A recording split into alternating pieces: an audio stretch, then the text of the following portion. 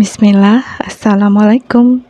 Pergi haji mungkin hanya jadi impian bagi sebagian orang, apalagi yang merasa nggak punya kemampuan finansial.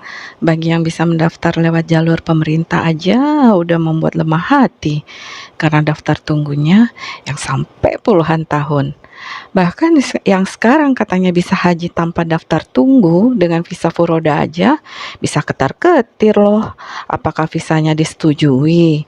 Ini kisah keajaiban Mbak Evi yang bisa berhaji di tahun 2023 tanpa daftar tunggu dan non-forodah. Yuk kita dengarkan kisahnya. Kita butuh ditempa oleh banyak ujian, selalu melatih dengan hal-hal kecil. Jadi dari dulu saja teman-teman aku itu sudah tidak bermindset untuk daftar ke pemerintah. Jadi waktu aku diingatkan masku, aku bilang, Mas pokoknya aku yakin aku bakalan iso naik haji tanpa ngantri lama, Mas. Aku yakin banget Allah itu maha kuasa, pasti aku bisa buktiin nang sampean kalau aku bisa berhaji tanpa antri selama itu. Nah, omonganku ini tadi teman-teman, itu bukan omongan yang omongannya orang yang nggak punya uang gitu loh, tapi cuma modal yakin. Jadi beda kan kalau omongannya orang yang punya uang, terus ngomong kayak aku, mungkin ada actionnya cari-cari travel haji furoda atau apa. Tapi aku ngomong itu kondisi aku tuh nggak punya uang teman-teman, dan aku tuh nggak terpikir kayak apa Allah nanti kasih jalannya, itu aku nggak terpikir sampai sini. Kalau aku akhirnya di tahun ini, di umurku yang segini itu aku bisa berhaji, itu aku nggak kepikiran. Jadi betul-betul pada saat itu aku cuma yakin aja, sampai aku disuruh masku untuk daftar haji yang lewat pemerintah, itu aku memang betul-betul nggak mau teman-teman. Aku tuh yang kayak nggak mau dipaksa. Misalkan kondisinya setelah beberapa tahun, alhamdulillah ekonomi sudah mulai membaik, ketika aku punya uang tabungan itu pun aku akhirnya memutuskan untuk berumroh umroh pertama kaliku. Dan itu juga dari keluarga aku itu banyak pro kontra teman-teman, karena menurut keluargaku lebih baik kita itu mendulukan untuk daftar haji dulu. Kalau kamu punya uang, Dek, kamu daftar haji dulu. Karena dengan daftar haji itu sudah sama dengan menggugurkan kewajiban kita untuk berhaji. Karena memang di Indonesia kan susah berangkatnya. Jadi yang penting kita daftar haji. Mungkin banyak teman-teman ya orang-orang yang berpikiran seperti itu. Dan kita nggak bisa memaksakan keyakinan seseorang itu harus sama dengan kita. Prinsip seseorang itu beda-beda dan kita harus menghargai. Jadi aku menghargai prinsipnya teman-teman yang memilih jalur untuk daftar lewat pemerintah, aku hargai. Kita sama-sama semuanya tujuannya untuk bisa berhaji, untuk bisa menunaikan rukun iman kita. Jadi kita itu nggak ada yang salah, semuanya sama. Tapi mohon maaf bahwa aku itu nggak termasuk orang yang mau disuruh mendaftar ke pemerintah, karena aku itu betul-betul nggak sanggup teman-teman kalau harus nunggu sekian lamanya tahun.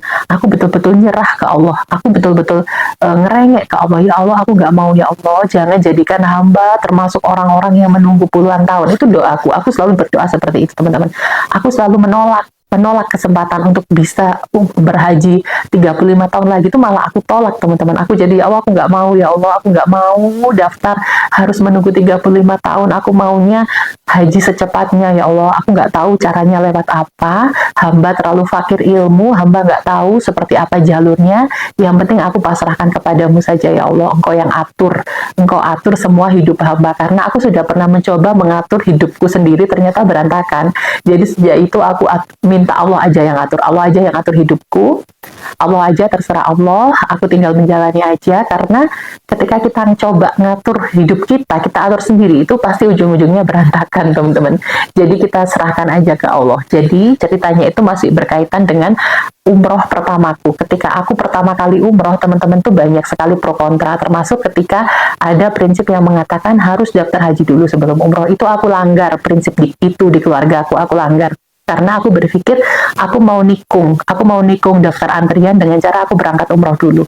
Itu salah satu cara aku menikung panjangnya daftar antrian. Jadi tadi kan aku tanya teman-teman yang bikin putus asa berhaji itu apa sih?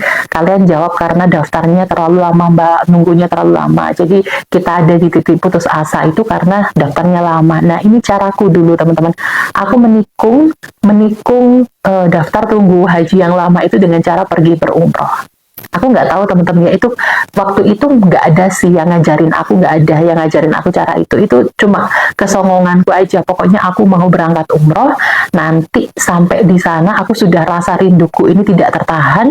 Mohon maaf mas kalau aku disuruh nunggu uang ini, disuruh daftarin haji 25 juta dan aku menahan kerinduanku ke Baitullah ini, aku nggak bisa. Jadi mohon maaf, pokoknya aku akan berangkat berumroh dulu bareng suami. Aku mau berangkat umroh dulu, pokoknya aku harus umroh dulu. Aku nggak bisa lagi kalau disuruh nahan kerinduanku ke Baitullah ini. Akhirnya teman-teman, dengan segenap upaya, alhamdulillah aku sama suamiku ini bisa berangkat umroh pada saat itu. Lalu aku sudah yakin orang umroh itu teman-teman, orang safar, kita jangan bicara umroh dulu ya, orang safar itu doanya itu makbul. Jadi teman-teman kalau lagi safar nih keluar kota atau kemana itu banyak-banyak doa karena doanya makbul. Apalagi safar kita ini untuk ke Baitullah menunaikan ibadah umroh. Jelas itu pasti doa kalian selama perjalanan umroh tadi itu pasti dikabulkan sama Allah. Maka dari itu kalau sedang perjalanan itu kurang-kurangi teman-teman itu ngomel, komplain dan lain ganti. Ketika kalian mau mengatakan sesuatu yang buruk, mau mengeluh, mau tidak merasa bersyukur kepada Allah, ganti dengan doa. Karena rugi kalau kalian memanfaatkan waktu kalian safar itu dengan pembicaraan-pembicaraan yang tidak berguna, apalagi sampai mengkufuri nikmat Allah, itu sangat rugi. Karena di dalam rentang waktu tadi, perjalanan umroh tadi, safar tadi itu adalah waktu yang sangat mustajab. Jadi dari saat kita safar tadi terus langitkan doa-doa, ya Allah mau haji, ya Allah mau haji, ya Allah mau haji, gitu ya. Terus paksa Allah untuk mengabulkan keinginan kalian tadi. Karena waktu itu aku yakin aku harus berangkat umroh karena aku mau nikung jadwal, mau menikung doa. Teman-teman itu namanya menikung doa. Aku mau ikut jalur cepatnya aja, mau ke jalan tolnya aja untuk berhaji. Aku nggak mau kalau disuruh lewat di jalur setapak yang harus lama dan berdarah-darah. Aku maunya yang jalurnya jalur cepat. Dan aku langsung ngadunya ke siapa? Ya yang punya semua dunia dan seisinya ini. Caranya kita berangkat umroh. Nanti insya Allah teman-teman di saat kita berangkat umroh itu kita juga akan berada di tempat-tempat yang sangat mustajab. Contohnya nih teman-teman di Raudhah. Kalau kalian masuk ke Raudhah dengan penuh keyakinan bahwa memang di Raudhah itu tidak ada doa yang tertolak, maka itu sudah sama dengan kalian daftar haji. Jadi kalau mau daftar haji, kakakku daftar hajinya di pemerintah, aku daftar hajinya di Raudhah, teman-teman. Beda kan? Ya itulah teman-teman salah satu kesongonganku beberapa tahun yang lalu. Jadi pada saat itu memang jadwal umroh kita ke Madinah dulu ya. Jadi aku menggunakan jalur daftar haji yang beda dari yang lain. Teman-teman itu daftar hajinya lewat pemerintah, kalau aku daftar hajinya langsung di Raudhah.